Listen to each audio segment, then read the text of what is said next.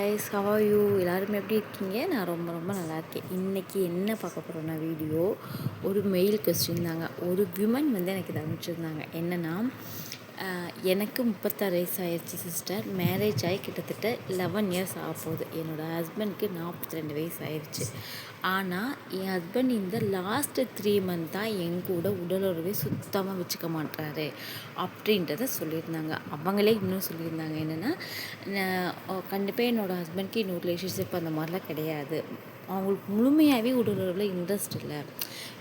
ஒரு வேளை என்ன பிடிக்கலன்னா வேறு யாராவது தேடி போயிருப்பார். அப்படி இல்லை சிஸ்டர், முழுமையாகவே இல்லை. நானும் நிறைய டெக்னிக்கலாக ட்ரை பண்ணிவிட்டு நிறைய விசாரிச்சுட்டு தான் உங்களுக்கு இந்த மெயில் பண்ணுறேன். தயவுசெய்து என்னவா இருக்கும், என்ன காரணமாக இருக்கும், உங்கள் தங்கச்சி அக்கா மாதிரி நினச்சிட்டு எனக்கு டீட்டெயிலாக ஒரு வீடியோ போடுங்க ப்ளீஸ் அப்படின்னு கேட்டிருந்தாங்க. அவங்களுக்கான வீடியோ தான். ஸோ இதனால உங்களுக்கு என்ன பார்க்குற உங்களுக்கு என்ன பிரயோஜனம்னா, இன்கேஸ் உங்களுக்கும் இந்த மாதிரி டவுட் இருக்குது, ஆனால் நீங்கள் இந்த மாதிரி கேட்காம இருக்கீங்க, இந்த மாதிரி இருக்குது அப்படின்னா இதுவாக தான் ரீசனாக இருக்கும் அப்படின்னு என்னோடய அறிவுக்கு சார்ந்த சில விஷயங்களை சொல்லியிருக்கேன். ஓகேங்களா?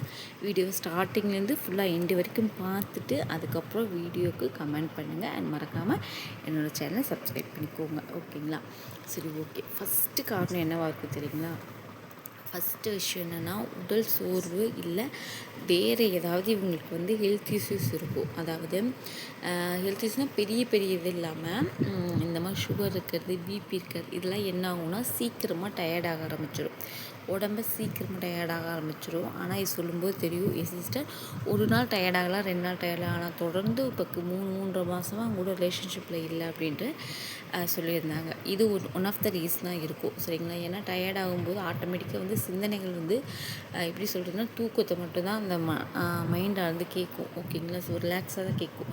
அதை தாண்டி அடுத்த விஷயத்தை யோசிக்க விடாது. அதுக்கடுத்து 2வது விஷயம் என்னவாக இருக்கும் அப்படின்னா, உங்களுக்கு வேறு ஏதாவது கடன் பிரச்சனை இருக்கான்னு பாருங்கள். ஏன்னா ஏதாவது கடன் பிரச்சனை இல்லை ஒர்க் பண்ணுற இடத்துல பிரச்சனை இந்த மாதிரி இருந்துச்சு அப்படின்னாலும் அந்த சிந்தனையை விட்டே வெளியில் வர முடியாது. வந்தால் தான் ரொமான்டிக்காக இருக்கட்டும், ஒரு ஃபேமிலிக்கு இதை செய்யணும், நம்ம ஒய்ஃப்க்கு இதை செய்யணும் அப்படின்னு யோசிப்பாங்க. ஒரே சிந்தனையில் இருந்தோம் அப்படின்னா அதை பற்றினா மற்றதையெல்லாம் மறந்துடுவாங்க. யோசிக்கிறதுக்கே அங்கே உள்ள இடமே போக முடியாது. ஓகேங்களா?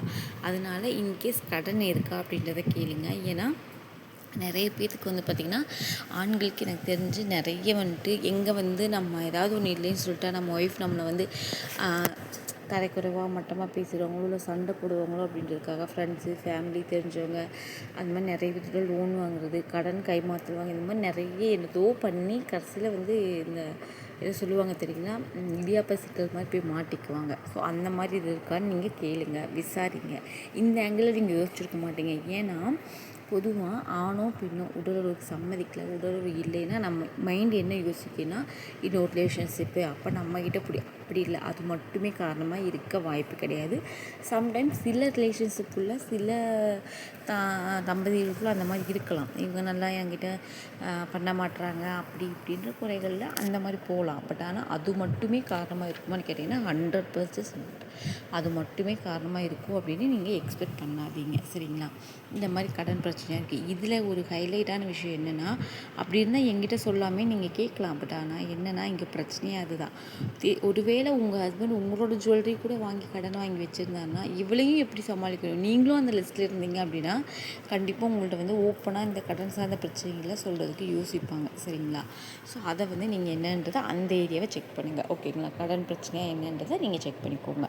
அண்ட் 3வது பாயிண்ட் என்ன அப்படின்னா, பெண்களுக்கு எப்படி ஹார்மோன் மாற்றம், ஹார்மோன் சேஞ்சஸ்னால சில விஷயங்கள் நடக்குதோ அந்த மாதிரி ஆண்களுக்கும், ஏன்னா 42 அப்படின்ற போது அவங்களுக்கும் இந்த ஹார்மோனல் சேஞ்சஸ் ஆகும். அப்படி இருக்கும்போது மேபி அந்த உடலில் வந்து ஒரு சலிப்பு தட்டி இருக்கலாம், இல்லை இப்படி தானே அப்படின்ற மாதிரியான ஒரு இருக்கலாம்.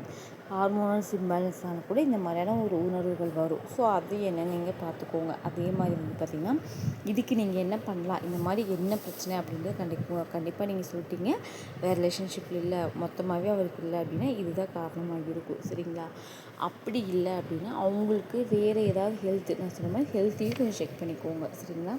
அதுக்கு அடுத்து வந்து பார்த்திங்கன்னா இதில் நீங்கள் மாற்றம் கொண்டு வாங்க. என்னென்னா ஃபஸ்ட்டு உட்காந்து பேசி பாருங்கள். ஏங்க இந்த மாதிரி இருக்குது, என்ன நீங்கள் நினைக்கிறீங்க, ஃபஸ்ட்டு என்ன ரீசன் அப்படின்றது கேளுங்க. எடுத்து வந்து தாம் குதிக்காதீங்க, அந்த சத்தம் போடாதீங்க, கேட்காதீங்க. அவங்கள நல்லா பேச விடுங்க. இந்த மாதிரி மனநிலைமையில் இருக்கும்போது தயவுசெய்து அவங்க உங்கள் மேலே பழி சொல்லட்டும், இல்லை உங்கள் மேலேயே குறை சொல்லட்டும், என்ன சொன்னாங்கனாலும் பேச்சு முடிஞ்ச வரைக்கும் அவங்கள பேச விடுங்க. பேச்சை வளர்த்துங்க.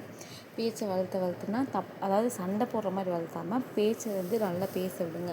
அப்போ தான் அவங்க மனசுக்குள்ளே இருக்க அந்த குமுறலாக இருக்கட்டும், இல்லை என்ன பிரச்சனை, என்ன மாதிரியான சூழ்நிலையில் இருக்காங்க, சொல்ல முடியாமல் அப்படின்றது எல்லாத்தையுமே கொட்டுவாங்க. ஸோ நீங்கள் வந்து இந்த மாதிரி தூண்டுகோலாக இருந்துட்டு அவங்கள்ட்ட வந்து என்ன பிரச்சனைன்றது வெளியில் கொண்டு வாங்க. ஓகேங்களா?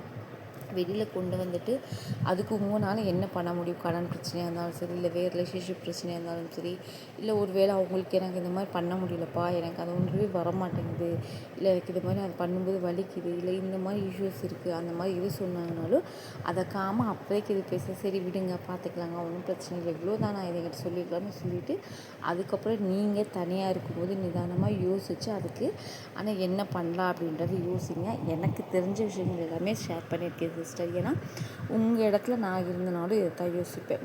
முழுக்க வந்துட்டு எல்லாமே வந்து நம்ம ஒரு ஆணை மட்டுமே வந்து எல்லா வகையிலையும் குறைகள் சொல்கிறது அப்படின்றது என்னை பொறுத்த வரைக்கும் நான் வந்து கண்டிப்பாக அதை அக்செப்ட் பண்ணிக்க மாட்டேன். ஏன்னா நம்மள்ட்டையும் சில மாற்றங்களை கொண்டு வரணும். சரிங்களா?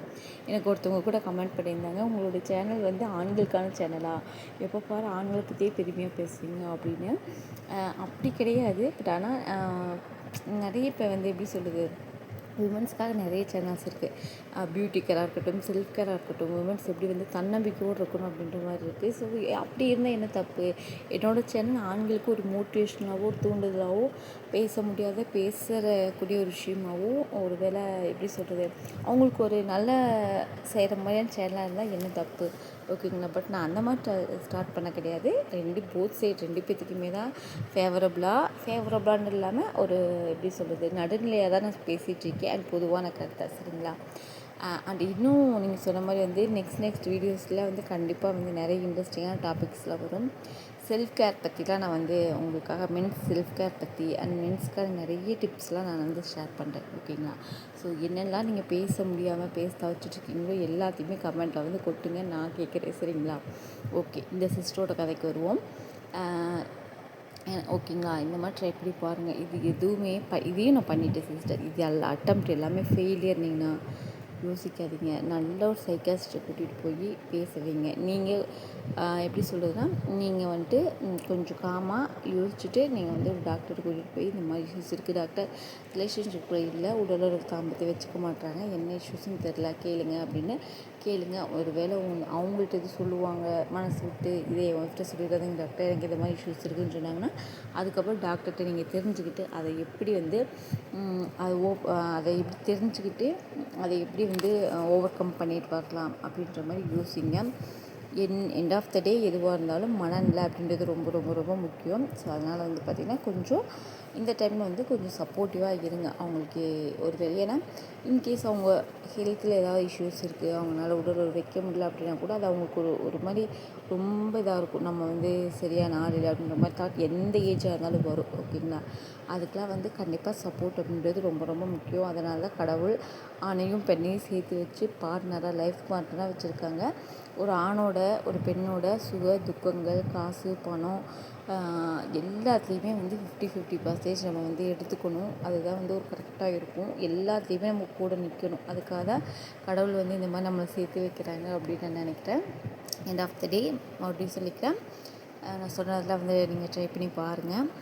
அண்ட் இது வந்து முழுக்க நான் சொன்னது எல்லாமே வந்து என்னோடய சைடில் ஒரு பொதுவான கருத்து மட்டும்தான். ஓகேவா? இன்னும் தெளிவாக உங்களுக்கு வேணும், எனக்கு இன்னும் நல்லா வந்து அண்டர்ஸ்டாண்ட் ஆகணும்னு நினச்சிங்கன்னா கண்டிப்பாக ஒரு நல்ல சர்டிஃபிகேட்டாக இருக்கிற ப்ரொஃபஷனலாக இருக்கக்கூடிய டாக்டர்கிட்ட கன்சல்டேட்டிங் எடுத்துக்கோங்க.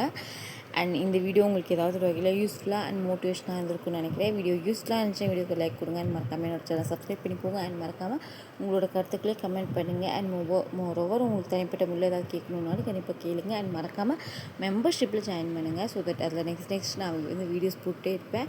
நிறைய பேர் ஜாயின் பண்ணாமல் இருக்கீங்க, அதனால தான் பெண்டிங்கில் நிறைய வீடியோ நான் வந்து வச்சுட்டே இருக்கேன். நீங்கள் எந்த அளவுக்கு ஃபாஸ்ட்டாக ஜாயின் பண்ணுறீங்களோ அதில் மோர் இன்ட்ரெஸ்டிங்கான டாப்பிக்கில் வந்து வீடியோஸ் நான் கொடுத்துக்கிட்டே இருப்பேன். ஸோ நாளைக்கு இன்னொரு இன்ட்ரெஸ்டிங்கான டாப்பிக்கில் பேசலாம். பாய்.